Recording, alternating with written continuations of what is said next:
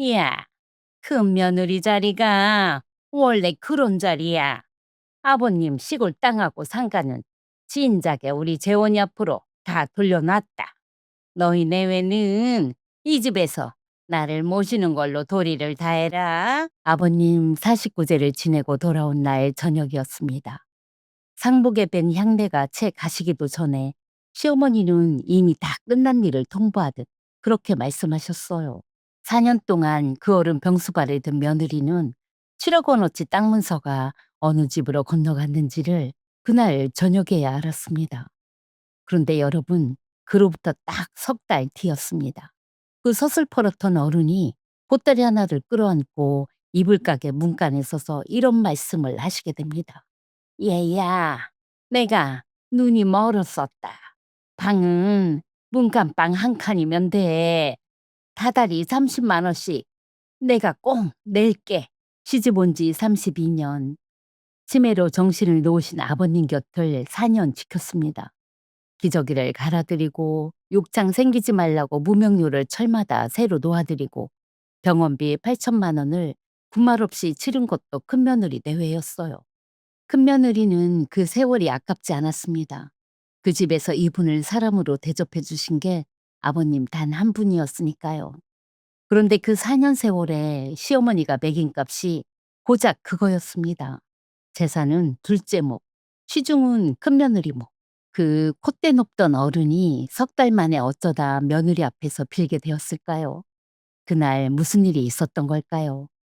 사연에 들어가기 전에 여러분은 오늘 밤 어떤 이불 덮고 주무시는지, 어느 동네에서 듣고 계신지 댓글로 살짝 남겨주세요. 이 친정엄마가 그 이부자리마다 근심 없는 단잠 드시라고 두 손 모아 빌어드릴게요. 자, 그럼 사연 시작합니다. 안녕하세요. 저는 시장 골목에서 30년째 이불집을 하고 있는 올해 58 윤정임이라고 합니다. 이렇게 제 이름 석자를 입 밖에 내보는 게 얼마만인지 모르겠네요. 시장에서야 다들 이불집 하고 부르고 시댁에서는 아이고 그 얘기는 조금 이따 하기로 하고요.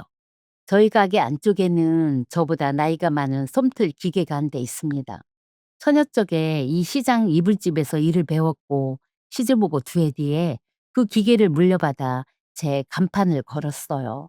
스위치를 올리면 기계가 웅 하고 도는데 그 앞에 서면 목화솜 먼지가 한겨울 눈발처럼 날립니다. 저녁에 거울을 보면 눈썹이고 기민머리고 하얗게 앉아 있어서 저는 30살부터 흰머리 할머니 소리를 들었습니다. 그 기계 앞에서 배운 게 하나 있어요. 솜이라는 놈은요, 몇 년을 장롱 밑에 깔려 종이장이 된 묵은 솜도 틀에 넣고 타주면 도로 구름처럼 부풀어 오릅니다. 솜한테는 죽으라는 법이 없는 거예요. 살다 보니 사람도 그렇더라고요. 오늘 제가 하려는 이야기가 결국은 그 이야기입니다. 저희 가게에서 제일 공을 들이는 물건이 두 가지인데요. 하나는 새 색시들 혼수로 나가는 원앙 금침이고 하나는 편찮은 어른들 자리에 놓는 무명요입니다. 하나는 사람의 평생 제일 좋은 날 덮는 이불이고 하나는 제일 힘든 날 까는 요지요. 사람 한평생이 결국 그 두 채 사이 어디쯤이라는 걸 저는 바늘 끝으로 배웠습니다. 저는 26에 지금 남편한테 시집 왔습니다. 설비라는 사람인데 어찌나 말수가 없는지 연애 반년 동안 들은 말을 죄 이어붙여도 입으로 청 한 장이 안 될 겁니다. 그 무뚝뚝한 게 제 애비를 쏙 빼닮은 거라는 건 시집을 가서야 알았고요. 신접 살림이랄 것도 없었습니다. 시부모님 계신 지 건너방에서 시작했으니까요. 그 집 안방에는 아버님이 당신 장가 드실 때 장만하셨다는 자개장이 한 대 있었습니다. 검은 오칠에 자개로 학 2마리가 날아가는 그 집에서 제일 값나가는 세간이었죠. 설이 바뀔 때마다 그 장에서 이불을 꺼내 볕에 널고 보통 삶아서 다시 개켜 넣는 일은 30년 넘게 제 몫이었습니다. 그 장 속을 저만큼 잘 아는 사람은 세상에 없다고 자신했어요. 네, 자신했었다는 얘기입니다. 처음 인사드리러 간 날이 지금도 생각납니다. 마루에 앉아 곰방대만 만지시던 아버님이 저를 물끄러미 보시더니 딱 한마디 하셨어요. 큰애기 왔는가? 큰며느리 될 사람이라고 큰애기. 그 뒤로 30년을 아버님은 저를 큰애기라고만 부르셨습니다. 시어머니는 달랐습니다. 저를 부르는 말이 세 가지였는데요. 급하면 야, 아쉬우면 큰애미, 동서네가 다니러 오는 날이면 쟤였습니다. 30년을 한 집에서 살고도 어머니 입에서 제 이름 석자가 나오는 걸 저는 들어본 기억이 없어요. 그리고 그 집에는 어머니 입에서 이름으로 불리는 사람이 딱 하나 있었습니다. 우리 재원이. 서울서 대기업 다니는 둘째 도련님이요. 재원이 내려온다는 전화가 오면 그 집 가마솥에는 아침부터 불이 들어갔고 도련님이 총각세 쓰던 방은 10년을 비워두고도 아무도 못 들어가게 하셨습니다. 우리 그이가 주말마다 보일러를 고치고 지붕을 손봐도 장남이 그럼 그거라도 해야지. 한마디면 끝이었는데 말이지요. 그래도 저는 그 집이 아주 싫지는 않았습니다. 아버님이 계셨거든요. 아버님은 노상 제 가게에 나와 계셨어요. 배달 나갈 이불 보퉁이를 자전거 짐바지에 실어다 주시고 솜 타는 날이면 먼지를 허옇게 뒤집어 쓰고 재채기를 연발하시면서도 기어이 손뭉치를 날라주셨습니다. 그리고 노인정에 가서 자랑을 하고 다니셨대요. 우리 큰애기가 놓은 이불은 3동 추위도 못 뚫고 들어온다고요. 어머니한테 된소리를 듣고 부엌에서 눈물바람 하는 날이면 아버님은 슬그머니 들어오셔서 귤 한 봉지, 호빵 한 개를 도마 옆에 놓고 나가셨습니다. 말은 없으셨어요. 30년 내내 늘 그게 다였습니다. 그런데 이상하지요? 저는 그 말없는 귤 한 봉지로 그 긴 세월을 다 견뎠습니다. 그 사이 저희도 남매를 낳아 키워서 둘 다 제 밥벌이 찾아 객지로 내보냈고요. 고되기야 했지만 아버님 한 분 계신 걸로 견딜 만한 세월이었습니다. 그러다 4년 전 첫설이 내리던 무렵이었습니다. 점심때가 다 되어 아버님이 가게에 오셨어요. 그런데 그날은 어째 문간에서 한참을 두리번거리시더니 진열해 놓은 이불만 자꾸 손으로 쓸어보시는 겁니다. 제가 여쭙지요. 아버님, 점심 안 드셨죠? 국수 삶아 드릴까요?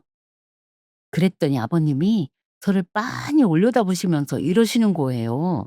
세대, 이 집 큰애기는 어디 갔소? 저를 앞에 두고 저를 찾으셨습니다. 그 겨울부터였습니다. 저희 집 시계가 남들과 다르게 돌기 시작한 것이. 그해 겨울 아버님은 병원에서 치매 진단을 받으셨습니다. 의사 선생 말로는 혈관이 삭아서 오는 노인성 치매라고 좋아지는 병이 아니라 천천히 나빠지기만 하는 병이라고 했어요. 진단서를 받아든 날 시어머니가 제일 먼저 하신 말씀이 뭐였는지 아세요? 재원이한테는 알리지 마라. 걔 이번에 부장 승진에 걸려 있어. 큰일 하는 애 심란하게 하면 못 쓴다. 4년 병수발의 시작이 그 한마디였습니다. 그런데 돌이켜보면 그 전에 가을부터 조짐이 있었습니다. 아버님이 며칠을 두고 아침마다 장롱에서 제일 좋은 양복을 꺼내 입으셨어요. 어디 가시냐고 여쭈면 장에 좀 다녀오마 하시고는 저녁에 빈손으로 돌아오셨습니다. 장에 다녀온다는 양반이 판단을 안 사오시는 거예요. 뭐라고 다니시는지 여쭤도 웃기만 하셨고요. 저는 그냥 늙으신 양반이 답답해서 바람이나 쐬시나 보다 했습니다. 그 며칠이 대체 무슨 며칠이었는지는 한참 뒤에야 알게 됩니다. 간병 얘기를 어디서부터 해야 할까요? 저는 가게를 반나절만 열었습니다.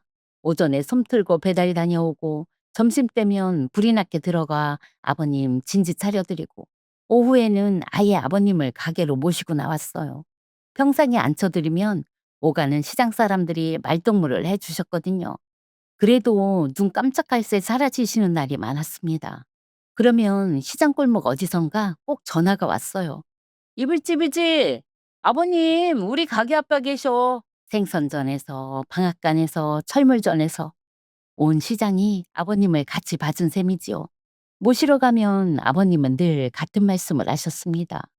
큰애기 찾으러 왔지. 신기한 게요. 아버님은 도련님 이름도 가물가물, 나중에는 당신 성함도 가물가물해지시는데 큰애기 소리만은 끝까지 안 잊으셨어요. 제 얼굴은 몰라보시는 날에도 손을 잡아드리면 큰애기 손이구만 하셨습니다. 사람의 기억이라는 게 머리에만 있는 게 아니라 손에도 있다는 걸 저는 그때 알았습니다. 자리에 계시는 시간이 길어지면서 제일 무서운 건 욕창이었습니다. 저는 가게 솜털 기계를 돌렸어요. 장롱 밑에서 종이장이 된 묵은 솜을 꺼내다 틀에 놓고 타서 구름처럼 부풀린 놈으로 아버님 묘를 새로 놓았습니다. 설마다 다시 틀고 광목 호청은 이틀이 멀다 하고 삶아 널었어요. 4년을 누워 계셨어도 아버님 등에는 손톱만한 짓무름 하나 없었습니다. 그건 지금도 제 자랑입니다. 그동안 시어머니는요, 아버님 방에 잘 들어가지도 않으셨습니다. 옷에 냄새가 밴다고요. 그러면서 제가 가게 나간 사이 아버님이 문지방에 걸려 넘어지시기라도 하면 지청구는 꼭 제 몫이었습니다. 큰애미 네가 한눈을 파니까 이 사단이 나지. 밥은 제때 해드리는 거냐? 네가 뭘 잘못해드려서 저 양반이 자꾸 더 나빠지는 거 아니야? 도련님은 결국 아버님이 편찮으시다는 걸 알게 됐지만 4년 동안 얼굴 비친 게 명절까지 다 합쳐 대여섯 번입니다. 전화로는 늘 이러셨어요. 형수님, 저희가 애들 유학 준비다 뭐다 도저히 몸을 못 빼요. 마음으로는 늘 함께하고 있습니다. 아버지 잘 부탁드립니다. 마음으로 함께한다는 말처럼 하기 편한 말이 세상에 또 있을까요? 동서는 명절에 내려오면 홍삼 한 상자를 아버님 머리맡에 대놓고 그 옆에서 애들이랑 사진을 찍었습니다. 그 사진이 그날 저녁 가족 단톡방에 올라와요. 아버님, 오래오래 건강하세요. 라는 글씨랑 하트랑 같이요. 홍삼 상자는 뜯기지도 않은 채 머리맡에 쌓여갔고 기저귀를 사 나른 사람은 4년 내내 저 하나였습니다. 병원비 얘기도 해야겠지요. 치매라는 병이 곱게 혼자 오지를 않습니다. 폐렴으로 2번 입원하시고 넘어져서 고관절 수술까지 하시고 4년 동안 병원비로 들어간 돈이 8천만 원입니다. 하도 답답해서 도련님한테 어렵게 말을 꺼냈더니 이런 답이 돌아왔어요. 저희도 요즘 애들 학비로 허리가 휘어서요. 형님네는 그래도 가게라도 하시잖아요. 그 말을 옆에서 같이 들은 우리 그이가 다음날 말없이 은행에 가서 적금 2개를 깼습니다. 속상해서 당신이 말 좀 해보라고 등짝을 쳤더니 이러더군요. 어부진들. 그래요. 아버진데 우리는 그렇게 4년을 버텼습니다. 한 가지 지금도 목에 가시처럼 걸려있는 기억이 있습니다. 간병 이태째 되던 봄이었어요. 도련님이 웬일로 평일에 혼자 내려왔습니다. 어머니랑 둘이서 아버님을 차에 태우고 바람 좀 쐬어드리게 오겠다고 한나절을 나갔다 왔어요. 저는 그저 고맙기만 했지요. 그날 저녁 아버님 얼굴이 유독 어두웠던 것도 어머니가 제 눈을 잘못 마주치시던 것도 저는 아무 생각 없이 넘겼습니다. 그때는요. 정신이 아주 가끔 거짓말처럼 맑아지는 날이 있었습니다. 그런 날이면 아버님은 안방 자개장 앞에 우두커니 앉아서 학 2마리 새겨진 문짝을 가만가만 쓸어보셨어요. 입을 꺼내 드릴까요? 여쭈면 고개만 저으셨습니다. 그리고 그런 맑은 날 중 하루였습니다. 요를 깔아드리는 제 손을 아버님이 꼭 붙드시더니 한자 한자 눌러 말하듯 이러시는 거예요. 큰애기, 내 도리는 해놨다. 무슨 도리요, 아버님? 여쭤도 그 말씀뿐이었습니다. 저는 그저 정신 맑으실 때 하시는 지난달 얘긴가 보다 하고 네, 네 하고 말았어요. 그 말씀이 유언이 될 줄은 모르고요. 간병 4년째 겨울이었습니다. 한방눈이 밤새 내리던 날 동이 트기도 전에 방을 살피러 갔더니 아버님이 안 계셨어요. 온 식구가 발칵 뒤집혀 찾아 나섰는데 아버님은 시장에 계셨습니다. 셔터 내린 제 가게 앞 평상에 눈을 하얗게 막고 앉아서요. 맨발에 고무신 바람으로요. 달려가서 끌어안았더니 그 차가운 입술로 이러셨습니다. 큰애기네 이불이 제일 뜨셔. 그날 얻은 폐렴으로 아버님은 자리 보존을 하셨고 다시는 일어나지 못하셨습니다. 그 겨울이 아버님의 마지막 겨울이 되었습니다. 아버님은 그해 봄에 가셨습니다. 자리 보존하신 지 넉 달 만이었어요.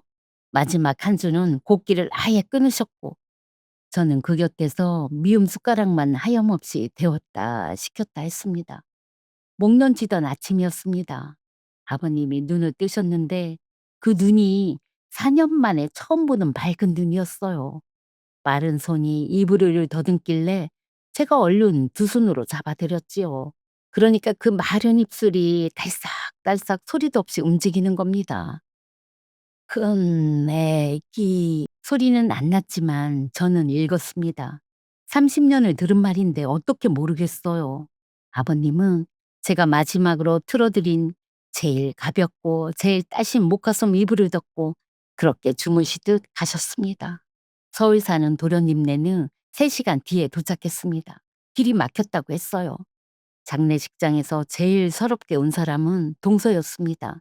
4년 동안 아버님 얼굴 본 게 대여섯 번인 사람이 빈수가 떠나가라 곡을 했어요. 조문객들이 그 등을 두드리며 효부 났네 할 때마다 저는 그냥 육개장 그릇만 날랐습니다. 시장 사람들이 단체로 조문을 왔습니다. 생선전 아주머니가 제 손을 붙들고 그러시더군요. 아버님이 노인정에서 노상 자랑하셨어.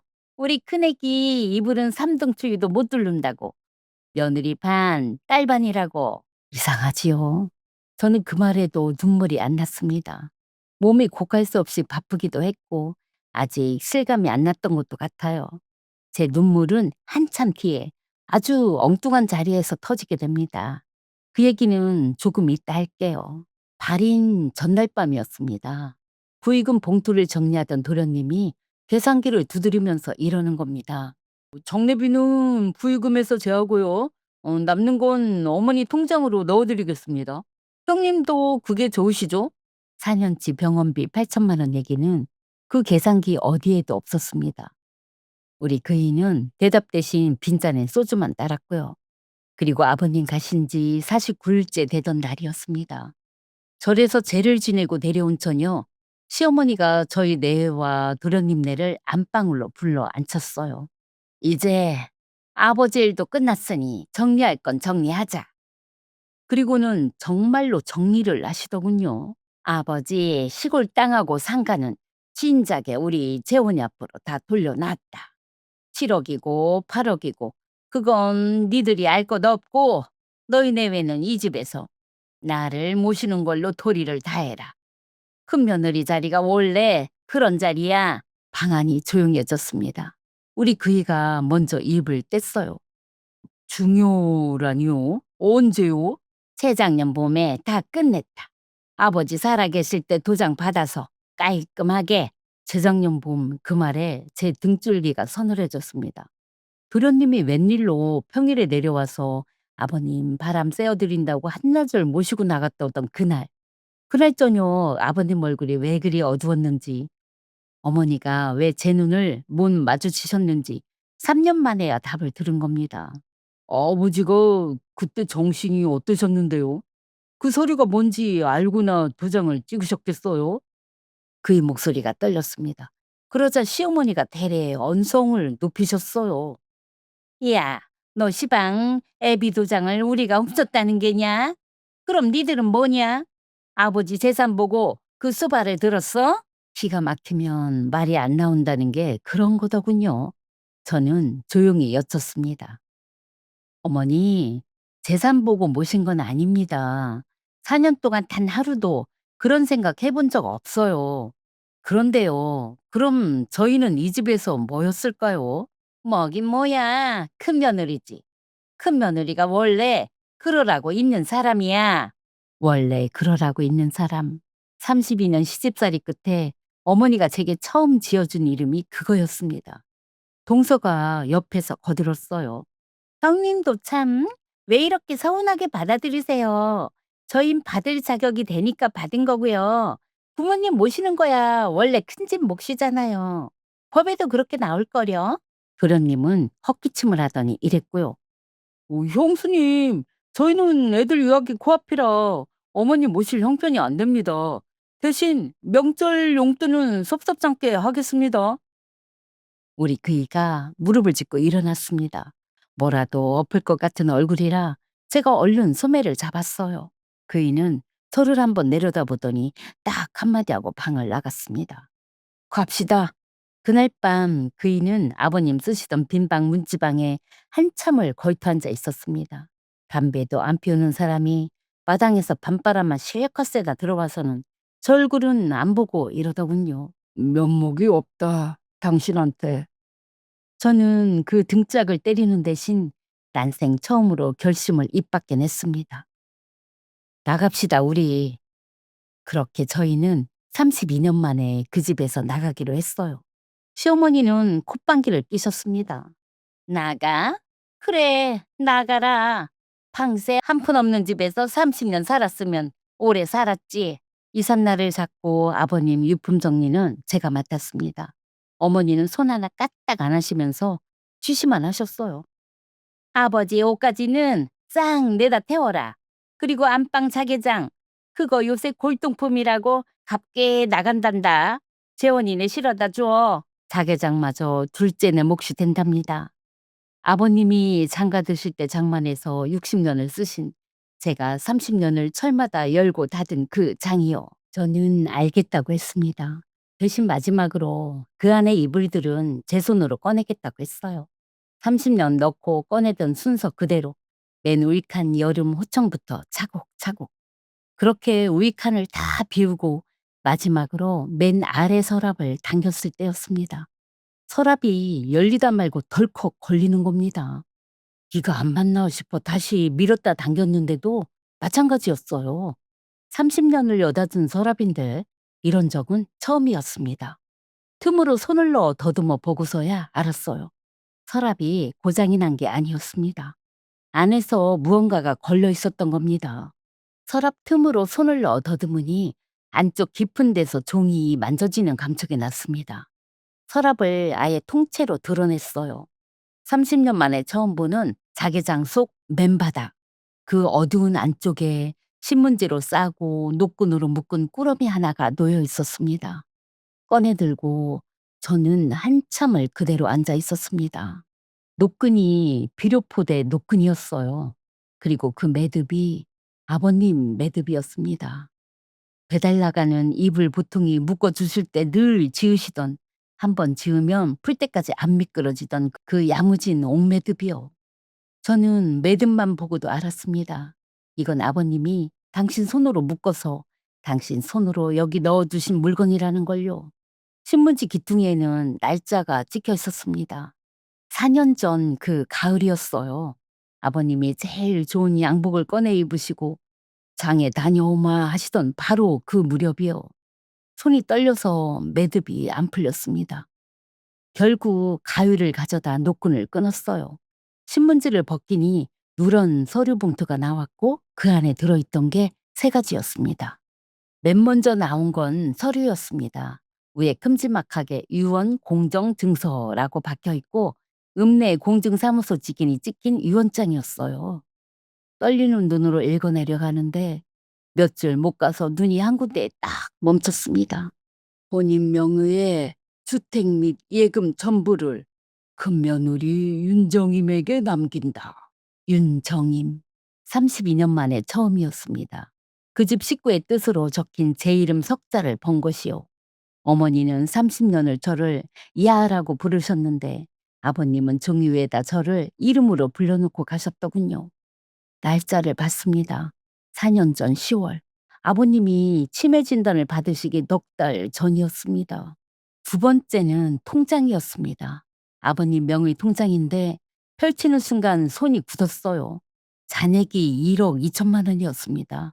10만 원, 30만 원, 어떤 달은 50만 원.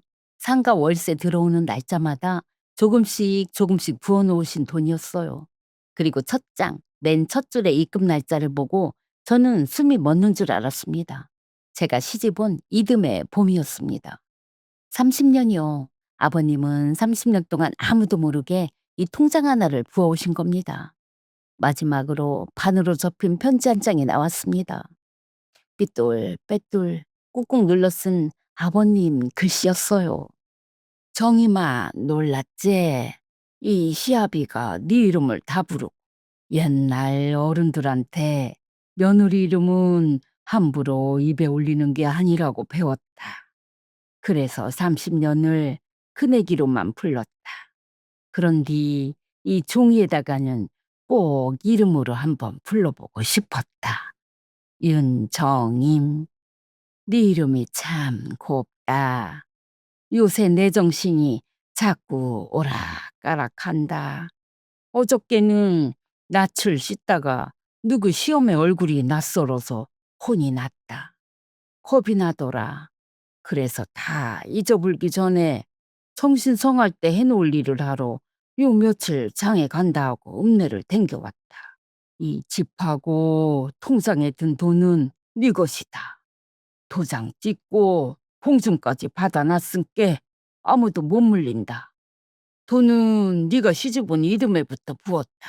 내가 자는 줄 알고 네가 겨울밤마다 살금이 들어와서 내 요밑이 창가 손을 넣어보고 가는 거 나는 다 알았다. 그때마다 자는 척을 했다. 미안하고 고마웠다. 너그 시어매가 재원이한테 다 퍼주고 싶어 하는 거 이 늙은이가 왜 모르겠냐. 그래서 이 집 하나는 이 돈 하나는 내 정신 성할 때 네 앞으로 박아둔다. 네가 해준 밥 먹고 네 같은 이불 덮고 산 세월이 내 80평생에 제일 뜨셨다. 이 집에서 절대 쫓겨나지 마라. 여기는 네 집이다.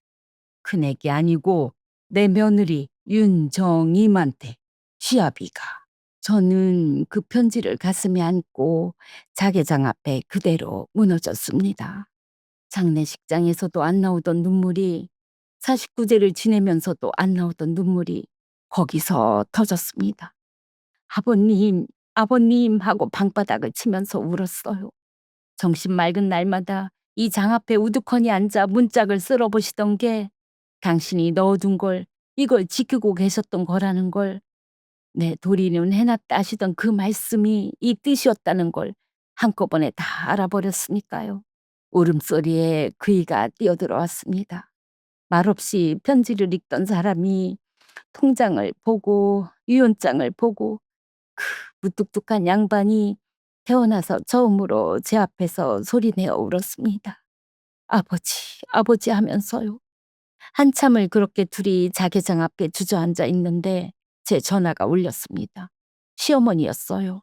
예, 자개장 언제 실어보낼 거니?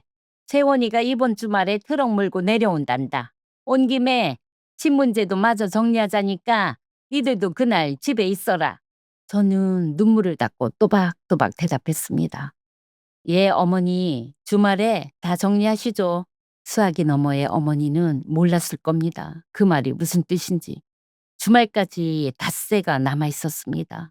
저희는 그 닷새를 조용히 움직였어요. 화요일에는 둘이서 읍내 공증사무소에 갔습니다. 위원장을 한참 들여다보던 사무장님이 안경을 올리며 그러시더군요. 기억납니다. 이 어르신 4년 전 가을에 양복 입고 3번을 오셨어요. 증인 2분 모시고 와서 절차대로 다 밟으셨고요. 사모님, 이 유언장은 하늘이 들쭉나도 못 뒤집습니다. 증인 2분 성함을 보니 노인정 어르신들이었습니다. 아버님이 노상 제 이불 자랑을 하고 다니셨다던 바로 그 노인정이요. 아버님은 자랑만 하러 다니신 게 아니었던 겁니다. 그이는 그 닷새 동안 말없이 서랍을 뒤졌습니다. 4년치 병원비 영수증을 한 장 한 장 펴서 클립으로 물리고 파일에 꽂더군요. 8천만 원어치 종이가 그렇게 두꺼운 줄 저는 그때 처음 알았습니다. 이상하지요? 저는 겁이 하나도 안 났어요. 등 뒤에 아버님이 서 계신 것만 같았거든요. 토요일 아침 골목에 트럭이 들어섰습니다. 그런님은 목장갑까지 끼고 왔더군요. 동서는 안방을 기웃거리며 들떠 있었고요. 자개장 저거죠? 요새 저런 거 골동품상에서 부르는 게 갑질하던데. 어머니가 아랫목에 앉으셨습니다. 그 등 뒤에서 자개장의 학 2마리가 우리를 내려다보고 있었어요. 자, 집 문제 정리하자. 말이 떨어지기 무섭게 도련님이 가방에서 서류를 꺼냈습니다. 상속 등기는 제가 아는 법무사 껴서 진행하겠습니다. 집은 팔아서 어머니 노후 자금하고요. 형님은 여기 상속 포기각서에 도장만 찍어주시면 됩니다. 동서가 옆에서 거들었어요. 형님네는 그동안 이 집에서 방세 없이 사셨잖아요. 그거면 퉁치고도 남죠 뭐. 우리 그이는 말이 없었습니다. 저도 잠자코 들었어요. 하실 말씀들 실컷 다 하시라고요. 그리고 그 말들이 다 끝났을 때 저는 문갑에서 봉투를 꺼내 좌타구에 조용히 올려놓았습니다. 정리하자면서요, 어머니. 그럼 이것부터 보고하시죠. 어머니가 먼저 집으셨습니다. 겉장에 유언 공정증서 7글자를 읽으시는 순간 그 얼굴에서 핏기가 거치는 게 제 눈에도 보였어요. 도련님이 낚아채듯 가져가 읽었습니다. 몇 줄 못 가서 언성부터 높이더군요. 주택 및 예금 전부를 큰며느리 윤정임에게? 형수님, 이거 아버지 치매 때 받아낸 거잖아요. 정신없는 노인 앞세워서 쓴 종이가 효력이 있을 것 같습니까? 저는 목소리를 높이지 않았습니다. 손가락으로 날짜만 짚어드렸어요. 날짜부터 보세요, 도련님. 4년 전 10월. 아버님 진단 받으시기 넉 달 전이에요. 공중사무소 사무장님이 기억하십니다. 아버님이 양복 입고 3번 다녀가셨다고요. 증인 서주신 노인정 어르신 2분도 아직 정정하시고요. 그리고 저는 한 발 더 들어갔습니다. 그런데 도련님, 정신없는 노인 앞세워 만든 서류라면 그건 도련님네 증여 얘기 아닌가요? 진단 받으시고 이태나 지난 재작년 봄에 바람 쐬어 드린다고 모시고 나가서 도장 받아 오신 거요. 정 억울하시면 법정에서 날짜끼리 한번 대볼까요? 저는 자신이 있는데. 방안이 조용해졌습니다. 동서가 갈라진 목소리로 마지막 발악을 했어요. 유류분이라는 게 있다던데요. 며느리가 다 가져가는 법이 어딨어요. 따져보세요. 동서, 유류분은 생전에 받아간 재산까지 몽땅 합쳐서 세마는 거랍니다. 7억을 먼저 받아가신 분들이 더 달라고 법원에 가시면 저야 고맙죠. 그때 우리 그이가 두툼한 파일을 좌탁에 툭 올려놓았습니다. 4년치 병원비 영수증 8천만 원어치를요. 법원 가는 김에 이것도 같이 세마자. 아버지 모신 값은 안 받으마. 그런데 아버지 병원비는 받아야겠다, 재원아. 도련님 얼굴이 하얘졌습니다. 그러자 이번엔 어머니가 악을 쓰셨어요. 네 아버지가 노망이 나서 니년한테 홀린 게야. 멀쩡한 정신에 어떻게 자식을 놔두고 며느리한테. 그 말만은 못 넘기겠더군요. 저는 봉투에서 편지를 꺼내 딱 한 대목만 소리내어 읽어드렸습니다. 그 시어매가 재혼이한테 다 퍼주고 싶어 하는 거 이 늙은이가 왜 모르겠냐. 그래서 이 집 하나는 내 정신 성할 때 네 앞으로 박아둔다. 아버님은 다 알고 계셨어요, 어머니. 노망이 나서 하신 게 아니라 노망 나기 전에 서두르신 거예요. 어머니 때문에요. 어머니 다리가 풀렸습니다.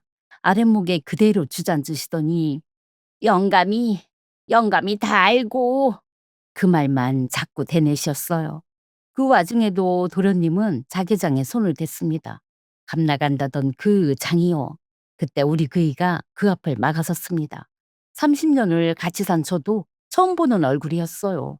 재원아, 아버지 마지막 4년 동안 네가 아버지 손 한 번 잡아본 게 몇 번이냐?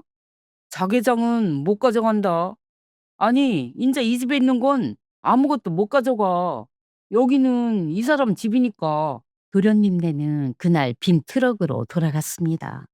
자개장 실으러 왔던 그 큰 트럭이 텅텅 빈 채로 골목을 빠져나가는 걸 저는 대문 앞에 서서 끝까지 지켜봤어요. 평생 그렇게 시원한 트럭 꽁무니는 처음이었습니다. 어머니는 그 트럭 조수석에 오르셨습니다. 오르시면서 저를 향해 소리치셨죠. 나는 내 아들이랑 살란다. 우리 재원이가 나를 모실게야. 너 같은 건 꼴 안 보고 산다. 예, 어머니 그러세요. 저는 공손하게 고개 숙여 배웅해 드렸습니다. 그날 밤 저와 그이는 아버님 영정 앞에 그 봉투를 놓고 절을 올렸습니다. 아버님, 저 안 쫓겨났어요. 큰애기 아버님 덕에 인자 제 이름으로 삽니다. 안방에는 자개장이 그대로 서 있습니다. 학 두 마리도 그 자리에서 그대로 날고 있고요. 어머니가 트럭을 타고 올라가신 뒤 저희 집엔 처음으로 조용한 계절이 왔습니다. 상속 절차는 순리대로 흘러갔어요. 유언 공정 증서라는 게 그렇게 힘이 센 물건인 줄 저는 몰랐습니다. 등기를 마치고 아버님이 남기신 통장을 제 이름으로 옮기던 날, 은행 창구 아가씨가 번호표를 보고 이러더군요. 윤정희님, 3번 창구로 오세요. 그 흔한 부름 한마디에 제가 그만 창구 앞에서 눈시울이 뜨거워졌지 뭡니까. 아가씨가 놀라서 휴지를 뽑아주는데, 아이고, 이 나이에 참 주책이지요.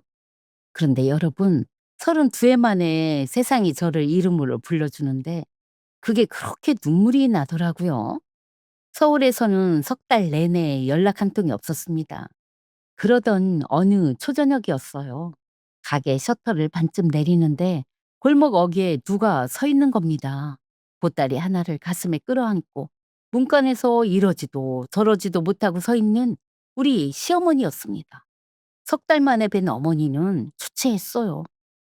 눈에 힘이 하나도 없고 파마도 다 풀려서 저도 모르게 가슴이 철렁했습니다. 어머님, 여기서 뭐 하세요? 어머님은 한참을 우물쭈물 하시다가 평상에 앉아 당신 석 달 이야기를 꺼내 놓으셨습니다.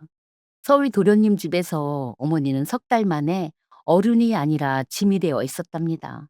아침상에 당신 숟가락이 늦게 놓이는 날이 늘고 동서는 말끝마다 한숨을 쉬고 손주들은 제 방 내놨다고 문을 쾅쾅 닫고 그러다 지난주에 그 아들이 이러더랍니다. 어머, 요즘 세상에 누가 부모를 집에서 모셔요. 지방에 시설 좋은 요양원 알아놨어요. 애들 방도 모자라고. 엄마도 거기가 편해. 7억을 안겨준 아들 입에서 석 달 만에 나온 소리가 그거였답니다. 어머니가 제 손을 덥석 잡으셨습니다. 그 손이 어찌나 떨리던지요. 그리고 32년 만에 처음으로 어머니 입에서 제 이름이 나왔습니다. 청이마. 야도 아니고 큰애미도 아니고 정이마. 하필 이럴 때요. 얘야, 내가 눈이 멀었었다. 내가 사람을 몰라봤어. 방은 문간방 한 칸이면 돼. 다달이 30만 원씩 내가 꼭 낼게. 응? 이 늙은이가 갈 데가 없다. 여러분, 솔직히 말씀드리면 그 순간 마음이 아주 안 흘렸다면 거짓말입니다. 4년을 병수발든 이 손이 사람 불쌍한 걸 어떻게 모르겠어요. 그런데요, 불쌍한 것과 도리는 다른 문제더라고요. 저는 어머니 손을 가만히 내려놓고 말씀드렸습니다. 어머니, 저는 어머니가 밉지 않습니다. 다만 순서가 틀렸어요. 어머니 노후는 7억 받아간 자식 몫입니다. 아버님이 저한테 남기신 건 이 집이지 어머니 시중이 아니에요. 청이마, 그래도 방위정 필요하시면 도련님한테 받으세요. 그게 안 되면 부양료라는 게 있답니다. 재산 물려받은 자식한테 법원이 다달이 내라고 해주는 돈이요. 그렇게 하세요. 제가 그건 알려드릴 수 있어요. 그리고 어머니 30만 원은 넣어 두세요. 방세 없이 30년 살았다 하셨지요? 그 방세는 4년 병수발로 다 치렀다고 저는 생각합니다. 어머니는 더 말을 잇지 못하셨습니다. 대신 저는 국수 한 그릇은 말아드렸어요. 가게 평상에 앉혀드리고 아버님 좋아하시던 그 잔치국수를요. 어머니는 국물까지 다 비우시고 오시더군요. 저는 어머니가 막차 타시는 것까지 보고 돌아섰습니다. 그게 사람 도리니까요. 도리하고 호구는 다른 거니까요. 그 뒤 이야기는 짧게 전해드릴게요. 어머니는 정말로 부양료 심판이라는 걸 청구하셨답니다. 법원은 재산을 받아간 자식에게 다달이 부양료를 내라 했고요. 그 잘난 도련님은 지금 매달 꼬박꼬박 어머니 앞으로 돈을 붙이는 신세가 됐습니다. 7억이 그렇게 매달 조금씩 도로 새어나가고 있는 거지요. 어머니는 그 돈으로 읍내 실버 아파트에서 지내십니다. 병원비 8천만 원은요. 우리 그이가 내용 증명 한 장을 보냈더니 도련님이 3번에 나눠서 붙이더군요. 마지막 입금이 찍히던 날 그 무뚝뚝한 양반이 통장을 들여다보며 딱 한마디 했습니다. 아버지 돈이다. 아버지 제사상에 쓰자. 동서요? 요새 시장에서 저랑 마주치면 먼저 고개를 푹 숙이고 딴 골목으로 갑니다. 자개장 값을 그렇게 궁금해하던 사람이 이제 자개장에 자자도 못 꺼내요. 저는요, 아버님 통장 1억 2천으로 사가버린 어깨부터 수술했습니다. 30년 손뭉치 나른 어깨요. 그리고 가게 옆 칸을 얻어서 반 칸을 늘렸어요. 젊은 세대 하나를 직원으로 들었는데 그 색시가 저더러 사장님 하다가 요새는 이모님 합니다. 듣기 좋더라고요. 아버님 제사는 제가 지냅니다. 도련님네요? 첫 기일에 과일 한 상자 보내고는 소식이 없어요. 상관없습니다. 아버님 좋아하시던 국수 말고 뜨끈한 방에 제일 좋은 솜잎을 깔아드리고 그 옆에 편지를 액자에 넣어 세워둡니다. 정이마로 시작하는 그 편지요. 자개장은 지금도 안방에 그대로 있습니다. 학 두 마리도 그 자리에서 그대로 날고 있고요. 철마다 이불을 꺼내 볕에 넣을 때마다 저는 그 맨 아래 서랍을 한 번씩 쓸어봅니다. 여러분, 사연 첫머리에 제가 그랬지요. 솜이라는 놈은 몇 년을 깔려 종이장이 됐어도 틀에 넣고 타주면 도로 구름처럼 부풀어 오른다고요. 제 인생이 꼭 그랬습니다. 32회를 눌러 살았는데 아버님이 제 인생을 틀어주고 가셨어요. 그래서 저는 요새 구름처럼 삽니다. 도리는 절대 사람을 배신하지 않더라고요.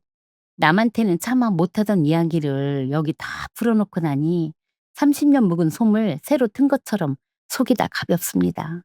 들어주셔서 고맙습니다. 아버님, 큰애기 잘 살고 있습니다. 아이고, 우리 정임 씨 마지막에 큰애기 잘 살고 있습니다 하는데 이 친정엄마가 다 눈물이 났어요. 32해 만에 이름 석자를 되찾은 우리 정임 씨. 그 자개장 앞에서 혼자 얼마나 울었을까요? 그런데 여러분, 저는요, 아버님이 남기고 가신 게 집 한 채, 통장 하나가 아니라고 봅니다. 자는 척 하시면서 다 보고 계셨던 그 마음, 그게 진짜 유산이지요.